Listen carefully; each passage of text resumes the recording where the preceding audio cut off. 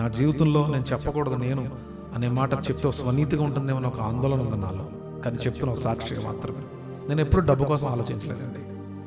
ఆస్తులు సంపాదిద్దాం, పేరును సంపాదిద్దాం. నాకు ఈ వాగ్దానం బెలే నచ్చుతుంది. అబ్రహాంతో చెప్తున్నట్టు ఉండదు, నాతో చెప్తున్నట్టు ఉంటుంది ఈ మాట. అబ్రహామా భయపడకము, రాజా భయపడకద్దు, నేను నీ కేడము, నీ బహుమానం అత్యధికమవుతుందని దేవుడు నాకు వాగ్దానం ఇచ్చాడు.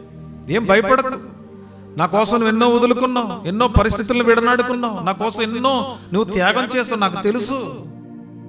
గురు దేవుడు నీతోనే మాట్లాడుతున్నాడు. నిస్వార్థంగా బ్రతుకు, నీ కుటుంబీకులతో స్వార్థంగా కాదు, నిస్వార్థంగా మాట్లాడు. నిర్మలమైనటువంటి వ్యక్తిగా నువ్వు ఉండు. నీకు సంపాదించుకుని దోచుకునే అవకాశం వచ్చింది అక్కడ, కానీ వద్దు. అన్యాయంగా మనకొద్దేది, అన్యాయంగా వచ్చుబడి నిలబడదని బైబిల్ చెప్తుంది. అన్యాయస్తులు సంపాదన అంట, దుర్మార్గుల యొక్క సంపాదనను దేవుడు అగ్ని చేత కాల్చివేస్తాడంట. నువ్వు సంపాదించుకుంటే నీతిగా సంపాదించు, యథార్థంగా సంపాదించు, నమ్మకంగా సంపాదించు. నువ్వు వచ్చేది ₹1 అయినా దాన్ని నమ్మకత్వంగా సంపాదించు. దాని ద్వారానే దేవుడు నిన్ను ఆశీర్వదిస్తాడని పరిశుద్ధాత్మ దేవుడు మనతో మాట్లాడుతున్నాడు.